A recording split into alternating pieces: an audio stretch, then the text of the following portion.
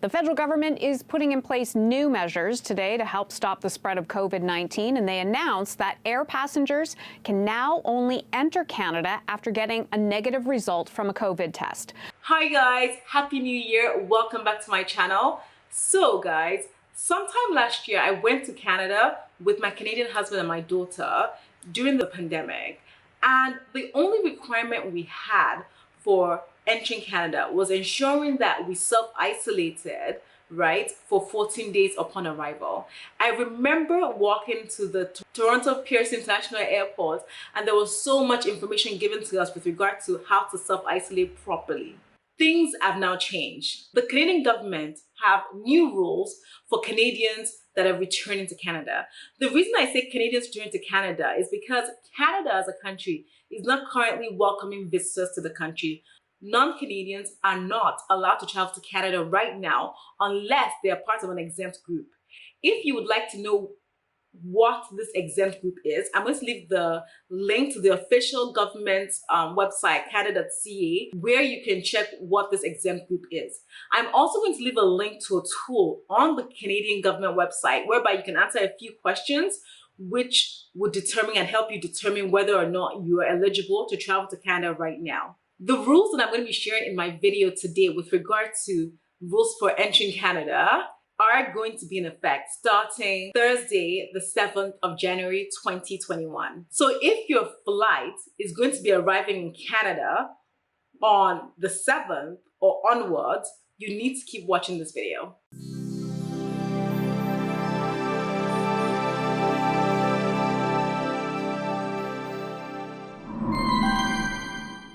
Before I get started, my name is Sassy Funke and I'm a Nigerian author, travel and lifestyle content creator. I am also the founder of Travel to Niger. Travel to Niger is your #1 resource for all travel information, especially for Nigerian travelers. So if you're Nigerian, I implore you to definitely go to the Travel to Niger Instagram page, follow that page and turn on your notifications, because there you will get more up-to-date information with regard to travel changes, travel protocol changes. Everything is on there. So I implore you to follow Travel to Niger on Instagram. So let's get straight to this video. I have my notes here to ensure, as always, that I am delivering the right and accurate information to you guys. So on the Canada.ca website, they wrote there, starting January 7, 2021, air travelers 5 years of age or older will be required to present a negative COVID-19 test result to the airline prior to boarding international flights bound for Canada. This is interesting, especially for Nigerians, because this is very different from the requirement that you need to travel to Nigeria, whereby the only exemption for the COVID test is kids that are 10 years old or younger. The Canadian government is saying if your child is 5 years or older, they have to do a COVID test. So bear that in mind. The next thing they say on the site is that the test must be performed using a COVID-19 molecular polymerase chain reaction, essentially PCR test, right? And it must be taken 72 hours prior to the traveler's scheduled departure to Canada, right? So it must be taken 72 hours before, which is 3 days before your flight is the earliest you can actually take the test. So bear that in mind. They then state that the test must be provided by an accredited lab. So an accredited lab, whether it's accredited by the Nigerian government, just a decent lab basically. I would say here that it's really important for you guys to avoid paying for fake tests, because I know there's so many people selling fake tests now. It's in the news. So it's important to not use fake tests, because I know the Nigerian government is giving the airlines the tools to be able to verify whether tests are fake or true. You don't want a situation you get to the airport, you've already booked your flight, ready to go to Canada, you know, live life, Canada life, and suddenly you're rejected boarding because you went to get a fake test. It is not worth it.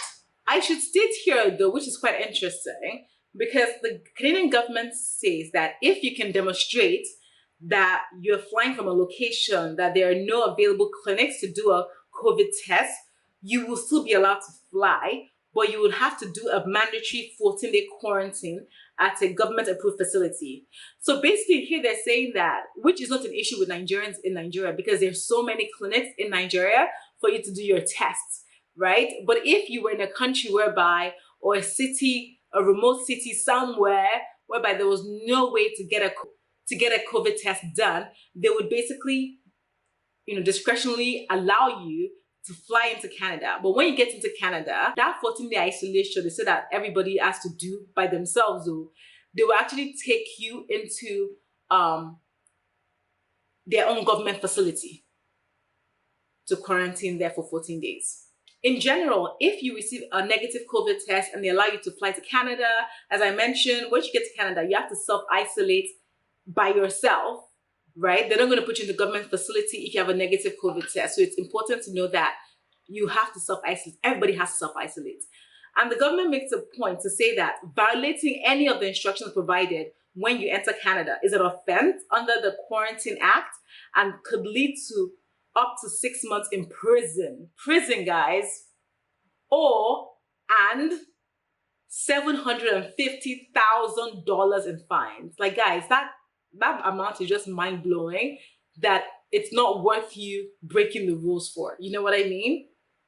The final rule for travelers to Canada that they have to follow is that travelers to Canada must use the Arrive Can app. There's an app or on the website and provide on that website the accurate contact information and their mandatory 14-day quarantine plan on or before entry. So you can do it on entry or before entry. I advise you to do it before entry. So basically on this app or website, you just let the government know when you arrive, where you plan to actually stay, the address and other information that you actually have to stay. And I know that the government also states separately that if they don't trust where you're going to stay, or if they don't trust where you're going to stay, or they don't think it's appropriate, for example, maybe you're staying with friends and they just think, okay, it's not appropriate for you to be there, they would judge that and say, you know what, we're going to take you into a designated facility instead to isolate there so you're away from people. So they make that judgment to say whether or not, okay, you can go ahead or you have to stay in the government approved facility. So guys, that is pretty much all about the video. Key to note, to restate, you need to do a COVID test 72 hours before your flight to Canada. You need to download the Arrive Can app to put your information where you plan to self-isolate.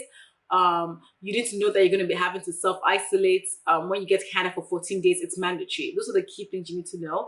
I really hope this video has been super useful. Thank you so much again for engaging. I really wish you guys an incredible new year. Keep safe. And I will see you guys on my next video. Bye.